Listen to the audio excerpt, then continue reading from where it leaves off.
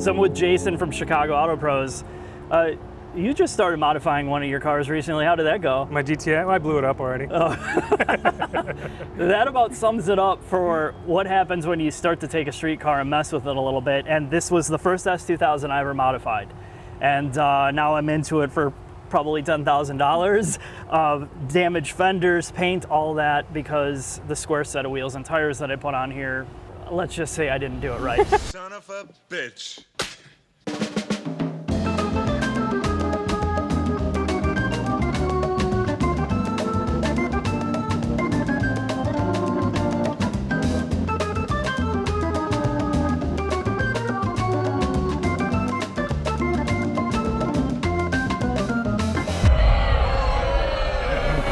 We saved the worst for last, paint correction, and this is one of the most tedious, difficult, and time-consuming projects in terms of detailing work. And I don't know too many people that really enjoy and just love doing this.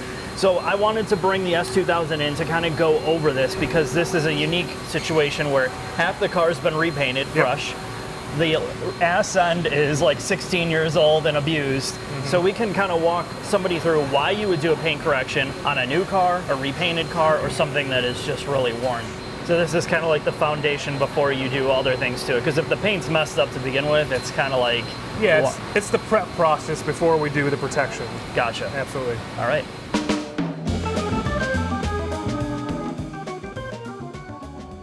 All right, so we have Mark's car here. We just got done with the prep process, which we just washed it, and we used clay bar to decontaminate the paint, get anything on the surface off the paint. Now we're gonna go through a process that we call paint correction, and this is one of the biggest questions that we get in our business. Well, what is paint correction? Well, paint correction is just the process of removing defects in the paint, and you have lots of different types of defects. On Mark's car, we have swirls, we have scratches, we actually have some paint missing that we're gonna touch up on his whole front end, which has been repainted. Even after you get a car repainted, there could be still some paint issues, and we have some fish eyes, we have some weird texture, so we're gonna have to go ahead and sand all that down and make it look as perfect as possible.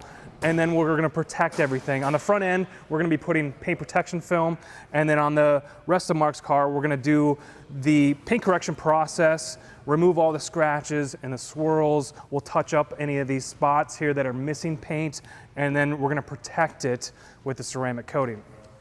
All right, getting started with the paint correction process here. We're gonna be removing the scratches and swirls by removing just small layers of this clear coat. And we do that with a machine like this. This is a DA polisher from Rupes. We use this in combination with some pads and some polishing compounds. And these polishing compounds and pads, they all come in different aggressiveness. So you have pads that are a little more coarse that are gonna cut this clear coat a little faster. This clear coat here, we're only gonna be fixing defects in the clear coat. So if you think of paint, you have different layers. You have the clear coat layer, you have the base layer, which is the color, and then you have the primer, and then you have whatever the substrate is, metal or carbon fiber, whatever it is. We're only gonna be taking defects out of that top clear coat layer. In the 70s and 80s, when you had single stage paint, they had a base coat clear coat mix, and that's why they had it very thick and it oxidized, and you can just polish the crap out of those usually. And that clear coat being on top and separated makes it a lot harder and more durable, because this is the top clear coat here that's going to take all the weathering, all the car washes, and that's what we're going to be fixing. All right, to show you guys what we're talking about, it's hard to see. This is a light colored car. Usually if you have a dark colored car, you can really see all the swirls and scratches.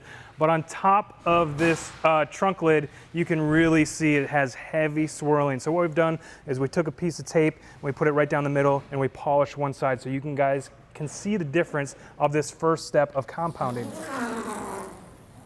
So what we have here is, you can obviously see the swirls and scratches, and on this side, you can see that they've disappeared. All the heavy swirling and the bigger scratches, but what is left behind, and I can see it right here, plain as day. This side here is a little bit lighter. It has some micro hazing that you see, and it doesn't have the depth of that side. This side actually looks a little darker yellow. So the second step, when we go polish this, that really refines the paint and really gives it that depth.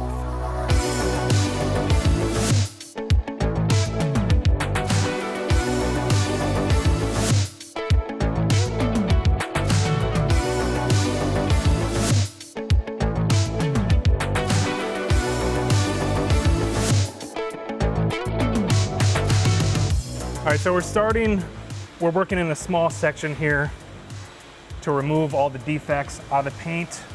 We use the polisher. I have a kind of an aggressive pad and aggressive compound to remove the bigger defects first. And I kind of work a 2x2 section, and you saw me, it's pretty slow. It's a pretty slow process of just removing a very small layer of clear, and then we check it. We wipe off the residue, and then we're gonna check our work. And with this really bright LED light, I can see any paint defects or any scratches or any swirls, and I just want to check it, and if they're all gone, I can move on to the next section. After we get the entire car compounded, getting all the bigger defects, we'll go with a second pad and polish and kind of refine the paint, and that's really where we'll get a lot of the depth and shine out of it. All right, we are going to touch up some of these spots here that are missing paint. We're using the Dr. Beasley's color chip system here. I'm actually mixing some colors together because this is a metallic, so we have yellow here, and I'm going to add a little bit of metallic in there and mix it up and get this paint color perfect, and then we'll touch it up, go around and touch up the little areas. Now, touch up paint it's weird because sometimes it looks really good depending on what color it is. Sometimes it doesn't look good. Sometimes it looks like it's fingernail polish almost on there. And we're going to do a lot better than that. With the Dr. Color chip system, we're actually going to touch up the paint, and if there's any excess, we can wipe it off with this second step and almost get a perfect match. So let's see how we do here.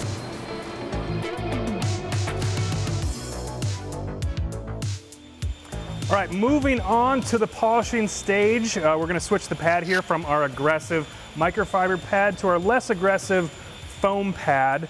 Now there's lots of different variations going into paint correction. One of them is the pad aggressiveness, and then you have what type of liquid that you're using. We were using the compounding liquid first, which is more aggressive. We're going to switch to a finer polish. Other things included with the polishing speed.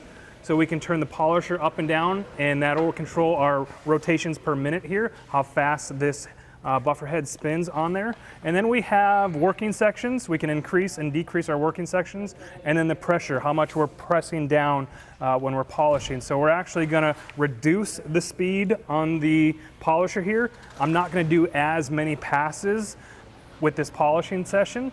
And I'm gonna loosen up on my pressure a little bit. And that's gonna refine this paint and really get it to that deep gloss that we're looking for. Oh yeah, I think Mark's gonna be happy. All right, we've compounded it.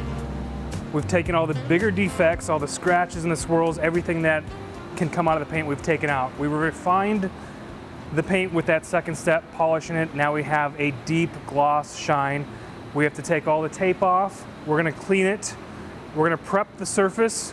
We're gonna wipe all the polishing oils off with a special surface prep, and then we can protect the car. You can protect it with a wax, you can protect it with a sealant. We're gonna use a ceramic coating on this thing to really protect it and really enhance the shine that we have here.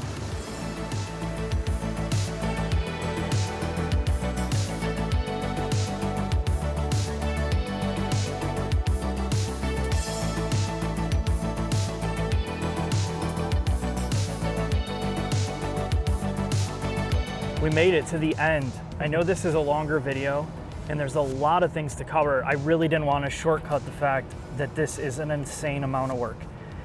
People don't understand why there's such a high labor cost to do this. So tell me, this is a smaller car, and how many hours did it take to do the paint correction and all the PPF work? Yeah, we counted up just under 30 hours on this with everything. Holy shit. Yeah, we don't like taking shortcuts. We want to do it right. Yeah. And if you're investing in this, like, obviously half the car has been repainted, I had the fender work done, so it's like, for me personally, I put all that time and energy into this. I want to make sure that it's right and protected now, so I don't have to go back and do the extra work. Absolutely. And I think that's a good time, a good lead in.